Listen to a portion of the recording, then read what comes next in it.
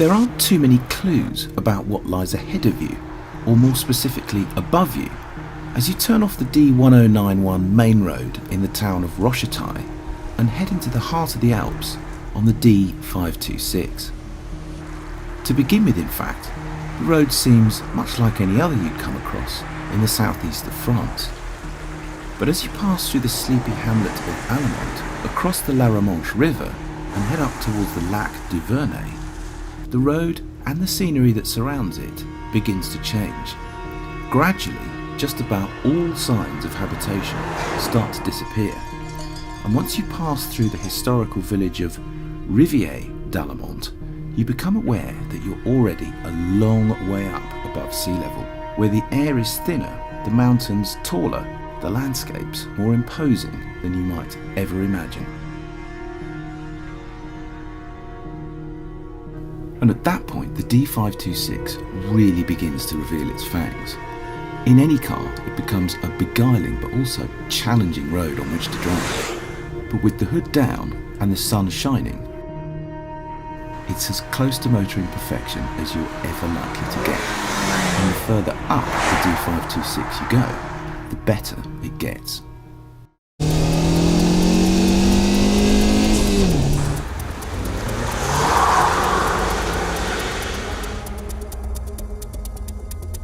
After around 20 kilometres on the D526, heading northeast, you come across the Lac de Grande Maison, which happens to be one of France's biggest hydroelectric power stations. And at that point the road changes yet again, not just in character but in name as well, because it becomes the D926 at the end of the lake.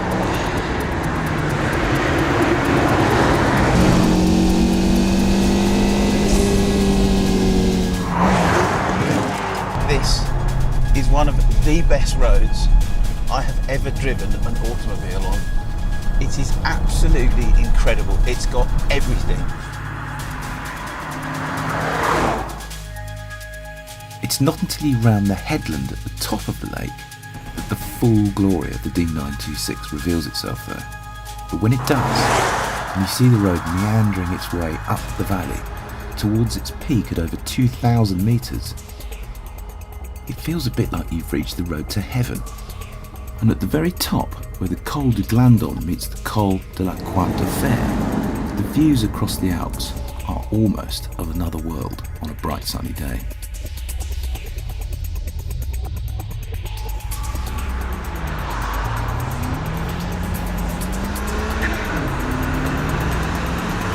The Ds 526, 926 and 927 are all within 1 hour of the city of Grenoble.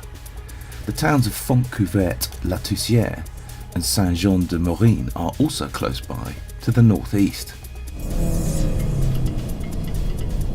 This bit of the road is, as you can see, much tighter and twistier. It's a lot more like a kind of classic mountain pass, because you just get kind of hairpin after hairpin after hairpin. But it's still absolutely sensational to drive on, because you don't just get straight line hairpin, straight line hairpin. There are lots of kind of fluid bits in between.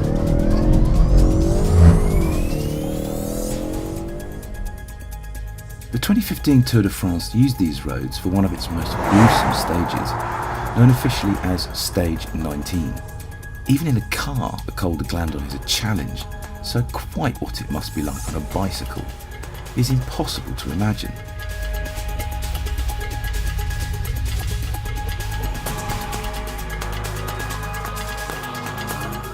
So up here we have the yellow jersey, obviously won and maintained this year by Mr. Christopher Froome, just over there, as you can see. And then you come up over this piece of the valley and then you just look down into it. And the sight that greets you is quite beautiful. But there's also a poignant sense of history to the mountains that surround these incredible roads, and you can almost feel it in the air. During the First World War, many soldiers from these parts sadly lost their lives, and in the Second World War, the area was home to some of the bravest, most resilient fighting of the French resistance, who simply refused to be defeated. And this memorial in the village of Le Rivière d'Allemont is testimony to their gallant actions. The French may have got a bit fed up of the British winning their beloved Tour de France cycle race, the most gruelling chapters of which take place right here among the Alps, but the rest of us will never tire of these incredible roads. The D526 and the D926 that it becomes, alongside the D927 that meets it right at the very top, is one of the most stunning roads in Europe, if not the world. For any car enthusiast, it's a must, and for me, it might even be the best yet.